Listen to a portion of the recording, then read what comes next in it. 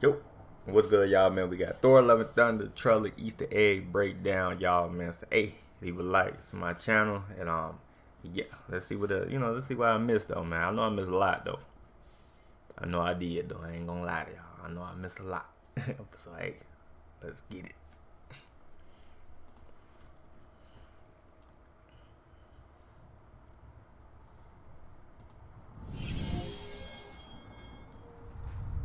What's going on, guys? Welcome to Everything Always. My name's Michael Roman, aka Allfires, and Marvel Studios finally dropped. Yeah, it's about look, it's about damn time. No cap.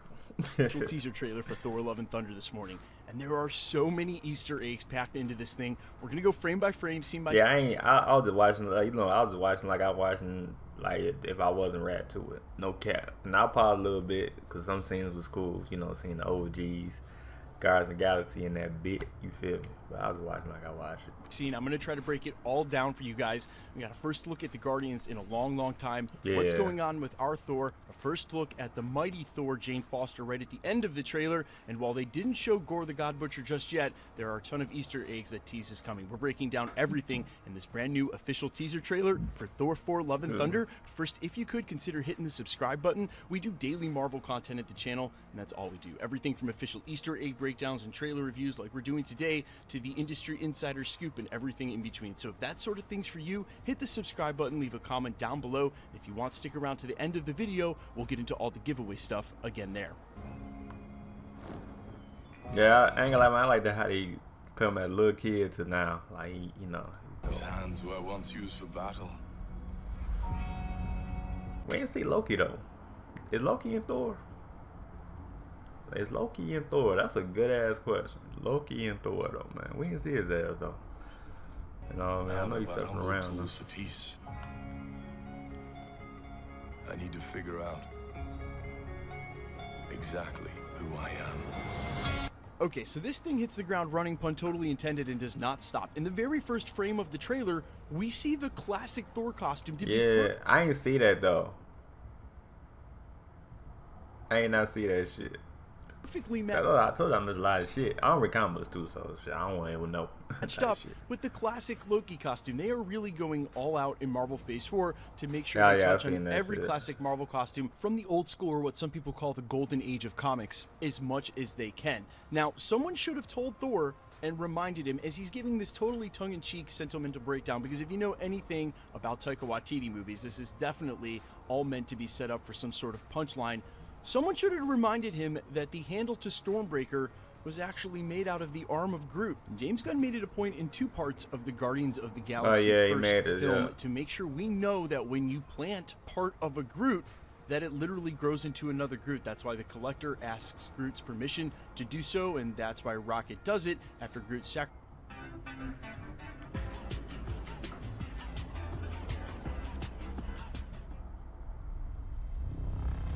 At Full Sail, we take a unique approach to teaching the art of filmmaking. Sacrifices himself to save the entire team. We see him side by his own arm and shit. Planting Stormbreaker. We know he'll be using it later in the film, but we also know this film is already set to feature multiple versions of Thor. That's what we're doing now in this Phase 4 multiverse era. Its variants, and we already saw 2 in this trailer. Chris Hemsworth, Thor, and then of course Natalie Portman retaining her role as Jane Foster, becoming the mighty Thor. And in a film that's rumored to feature multiple versions I ain't know of that Thor, though. If you're wondering if there's a Thor version of Groot, there actually is. I'm not saying that's what's gonna. It is. It's a Thor group. I ain't not know that shit though. Man, stop playing. For I know go ain't no Thor group. Come of this, but we also know they're about to launch a Disney Plus I Am Groot series that seems to feature a young Groot. I'm not sure if it's a continuation I heard about that shit. Of this, but our Groot has already turned into teenage Groot by the time this film drops. Just keep all that in mind as we see him plant his Stormbreaker, and who knows what may come by the end of this film. I want to choose my own path. Live in the moment.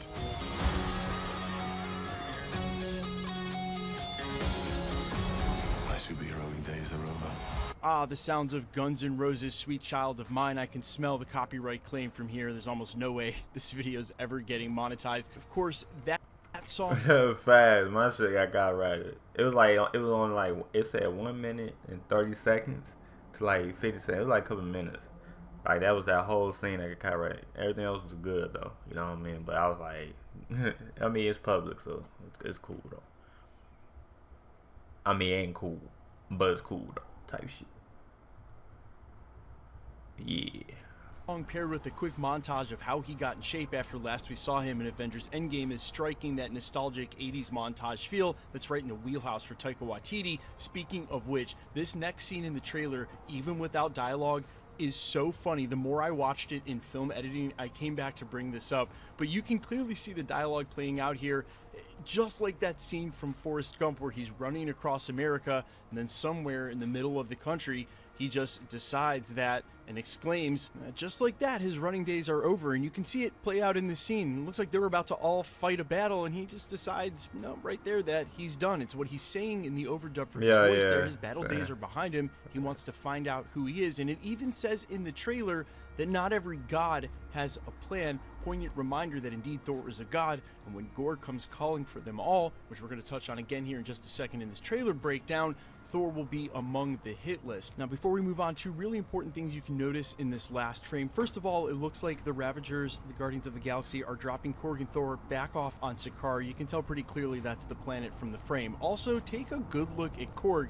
Nice pants. But more specifically, it looks like he's been visiting the new Asgard armory. You can just tell from his threads. Look at his leather-bound chest piece with the enormous wool collar. And of course, the Ram belt buckle, which calls the imagery of Thor's two goats, which we happen to see in the very next frame. Tooth Gnasher and Tooth Grinder, they're mystical goats of Thor that pull his chariot, and that is an analog from actual Norse mythology where that Thor has two goats as well, names that I absolutely can't pronounce, so I'm not going to try. But I want to zoom in real quickly on this frame. This is very obviously New Asgard as we've seen it before, except now on the docks it looks as though they've built a palace. Speaking of which, that most certainly looks like Valkyrie on the back of that chariot and not Thor.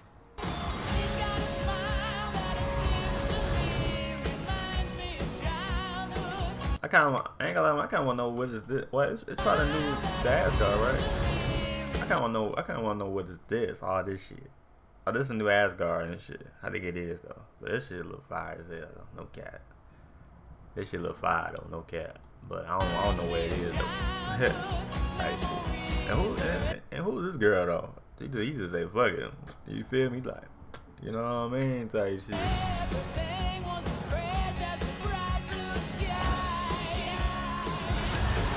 Oh yeah, zoos. Everybody happy. Okay, there's so much going on here. She's leaving what looks like New Asgard, but this is very clearly not New Asgard. Yeah, that's what I was saying. Like, what place is that though? What looks like New Asgard, but this is very clearly not New Asgard. We're gonna speculate on where that is later. Yeah, that's why I was like, what place is that? That's why I ain't saying nothing. I'm like, okay, where we at again? Type shit. Where we at? We over here or we over here? Type shit. What's going on? Question mark. Thor's out on adventures, kissing pirates, and it says in the overlay that not every god has a plan. We also see him just emitting Bifrost at will, and also after breaking down Legends action figures and other toy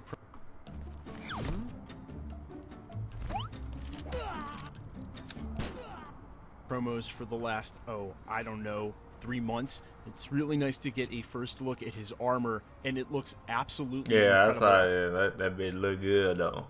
That bitch look good, no cap. I know there were some people who were like, I'm not sure about that. Take a good look at it. It looks amazing. Speaking of which, the next couple of frames, I'm sure, show us the interior of where we saw a couple of frames ago where they were approaching something that looked like Hanging Gardens. This is definitely Zeus, played by none other than Russell Crowe, even though we got a couple of shots of his back. I also want to mention that immediately noticing the gold coloring on, I would say, whatever his special ability here is, matches up perfectly with the Eternals, putting him sort of in that celestial god range for his power set. Marvel yet again color coding all of their magic and superhero abilities for no other reason than, I think, in order for us to keep track of them during big battles. Remember what I told you? That's a big ass monster. I just looked at that during shit. Big battles. I didn't think none of it, but when I see it the second time, that's a big ass monster. So what kind of fuck shit is this? Damn. Damn. What I told you. You ever feel lost? Just look into the eyes of the people that you love.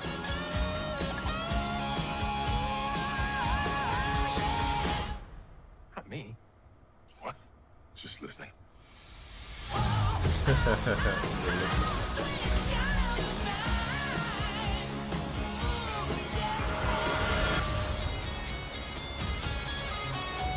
Last part. They show a little snippet. So by a couple of frames we've seen, it's pretty obvious that Thor and Korg at some point go on some sort of vision quest. He's trying to figure something else, and it's also important to note here that it looks like the World UN Council's tried to roll Valkyrie into whatever's going on. This scene is hilarious with Thor divulging that he loves Peter Quill by trying to stare into his eyes. Again, this really looks like Sakaar in the background, but I don't want to claim that it is because we're going to be all over the galaxy during this film. It's hard to tell. There could be more than one planet like that. But then, of course, we get the major reveal for this first teaser. Natalie Portman as the mighty Thor, Lady Thor, Jane Foster. She's wielding Mjolnir that looks like it's been reconstructed from the shards of the broken Mjolnir we last saw when Hela grabbed it. Again, right there on those same cliffs that New Asgard exists, but there is no context at all for what's going on in this scene. Yeah, we don't know. All we see is people fighting and shit. That's all we see. But we might see it on the trailer, the full trailer. So, you know, we might get some more. Well, of course, we're going to get some more new footage in the full trailer. But right now, or this reveal, and of course, as I mentioned at the very beginning of this video, absolutely zero in the way of showing Gorr the God Butcher. But what they are showing us, the common theme throughout this, is that it's a discovery story for Thor now for this next chapter of who he's meant to be. And no matter what, he's still a god. I'm guessing that's why he tries to convene with Zeus and some of the other gods like him. Maybe he finds that that's not for him. I really like about this film the most, though, is that everybody looks like they've taken huge power upgrades. And you know, I don't mind an antagonist every now and again coming up against a overpowered superhero instead of being down and out completely like we saw at the end of Infinity War. I am super excited for this film, and I think they really downplayed how much the multiverse and variants of Thor are going to come into play. But mark my words, him planting Stormbreaker to me is the biggest foreshadowing for someone like Groot Thor to show up at some point in this film in the pantheon of Thors. There is a Thor core, and we'll talk about that in the upcoming week.